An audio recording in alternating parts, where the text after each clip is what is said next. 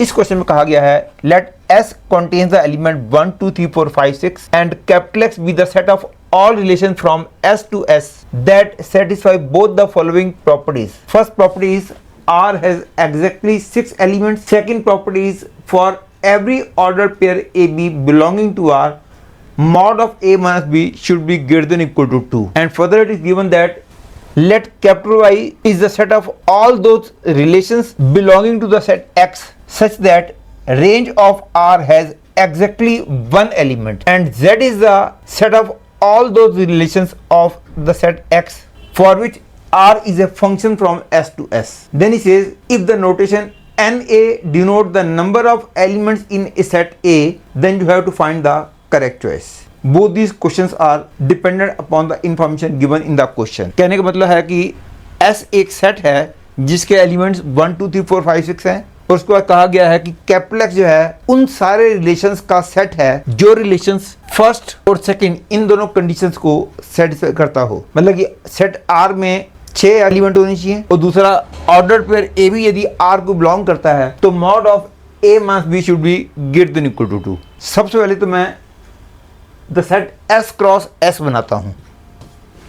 Clearly S cross S will be 1 1 1 2 up to 1 6, then 2 1 2 2 up to 2 6, और आखिर आएगा 6 1 6 2 up to 6 6। और ये तुमको पता ही है कि यदि R is the relation from S to S, it means R is a subset of S cross S। मतलब कि R सेट में जो एलिमेंट्स आएंगे वो इन्हीं में से होंगे। तो सबसे पहले R सेट में कौन कौन से एलिमेंट आ सकते हैं, क्योंकि ये क्लियरली बोला गया है कोई order pair A B R को बिलोंग करेगा यदि mod of A minus B is greater than equal to 2। तो ये क्लियर है कि 1 1 1 2 तो R को बिलोंग नहीं कर सकता। 1 3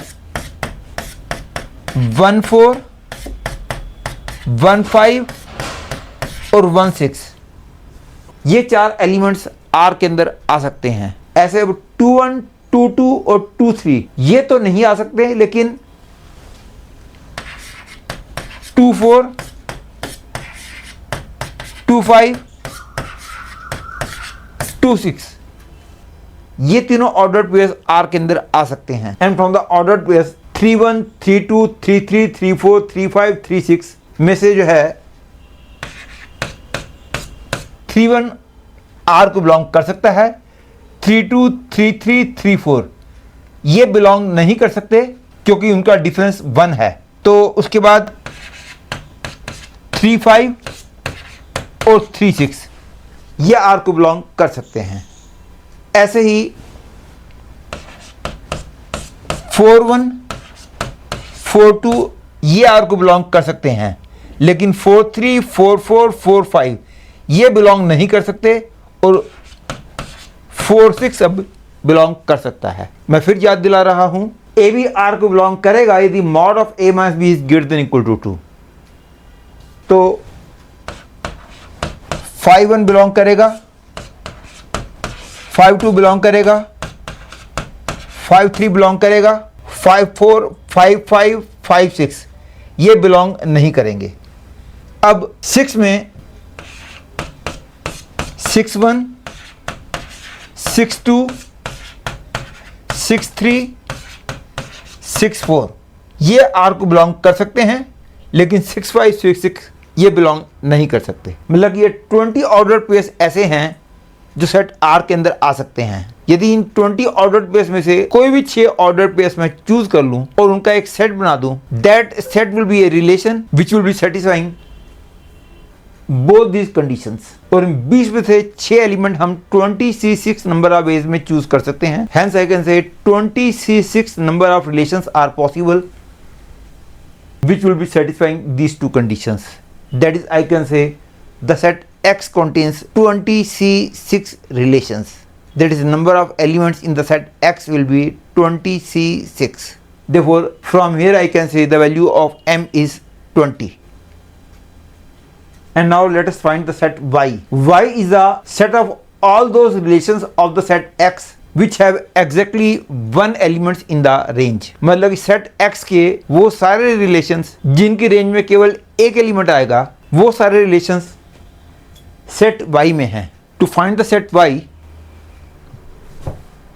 क्योंकि ये दे रखा है कि सेट y के अंदर जो रिलेशंस आएंगे उनकी रेंज में केवल एक एलिमेंट होना चाहिए. और ये भी हम जानते हैं कि किसी रिलेशन का रेंज जो है वो सारे ऑर्डर पेयर्स के सेकंड एलिमेंट का सेट होता है. तो क्योंकि ये दे रखा है कि रिलेशन R की रेंज में केवल एक एलिमेंट है, सपोज वो एलिमेंट बीटा है, तो रिलेशन R के अंदर जो भी ऑर्डर पेयर्स आएंगे वो अल्फा बीटा वाली फॉर्म में होंगे, जिसमें कि बीटा फिक्स्ड होगा, मतलब कि बीटा की एक वैल्यू पॉसिबल है. तो ऑर्डर पेयर अल्फा को इस कंडीशन को भी सेटिस्फाई करना होगा. और यह भी ध्यान रखना होगा कि सेट R के अंदर 6 एलिमेंट्स हों, मतलब कि अल्फा की 6 वैल्यूज पॉसिबल होनी चाहिए, मतलब कि alpha should be able to take 6 values. और ये तो मेरे को पता ही है कि अल्फा और बीटा की वैल्यू इन्हीं में से कोई ना कोई होगी. तो बीटा की कोई भी वैल्यू ले लूं, अल्फा की 6 पॉसिबल वैल्यूज ऐसी हो ही नहीं सकती which satisfy this condition. Say beta की वैल्यू मैं 1 लेता हूं, then possible values of alpha are 3, 4, 5, 6. मतलब कि बीटा की कोई भी वैल्यू ले लूं, it is not possible to find 6 possible values of alpha which satisfy this condition. Hence I can say the set y cannot have any element. Hence I can say it is not possible for any relations of set x which belong to the set y. अब अगला question है to find the number of elements in the set z. और z क्या है? Set x में जो जो relations हैं उन रिलेशंस में से जो फंक्शन होंगे वो सेट y में होंगे. और कोई रिलेशन फंक्शन कब बन जाता है ये तो आपको पता ही होगा, फिर भी आपको मैं याद दिला देता हूं. सपोज ये है डोमेन, ये है कोडोमेन, और उसके अंदर एलिमेंट्स से अल्फा, बीटा, गामा, डेल्टा, और इसके अंदर एलिमेंट्स हैं पी, क्यू, आर. कोई एरो डायग्राम फंक्शन को तब रिप्रेजेंट करता है यदि डोमेन के हर एक एलिमेंट से एक और केवल एक एरो निकले, ना एक से कम ना एक से ज्यादा. यदि डोमेन के हर एक एलिमेंट से एक और केवल एक एरो निकलेगी, then that arrow diagram will represent a function. जैसी बात को सेट वाली फॉर्म में बोला जाए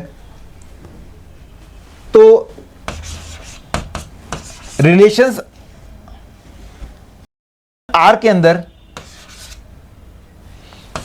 जो जो ऑर्डर पेयर्स हो जाएंगे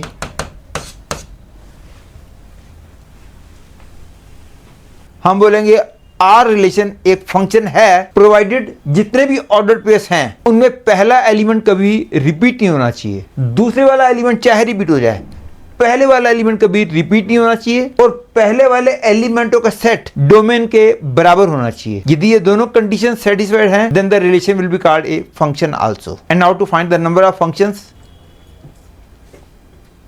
And because R is a relation from S to S, ये S, ये भी S, इसके एलिमेंट्स 1, 2, 3, 4, 5, 6, इसके भी एलिमेंट्स 1, 2, 3, 4, 5, 6. एंड बिकॉज हम उन फंक्शंस की बात कर रहे हैं जो कि सेट X में लाई करने वाले जितने भी रिलेशंस हैं उनमें से कोई एक है, मतलब कि फंक्शन जो है इन दोनों कंडीशंस को तो सेटिस्फाई करना ही चाहिए, साथ साथ फंक्शन होने की कंडीशंस को भी सेटिस्फाई करना चाहिए. व्हाट आई मीन टू से, सी फॉर एग्जांपल एक रिलेशन की बात करता हूं. 1, 3, 2, 5, 2, 6,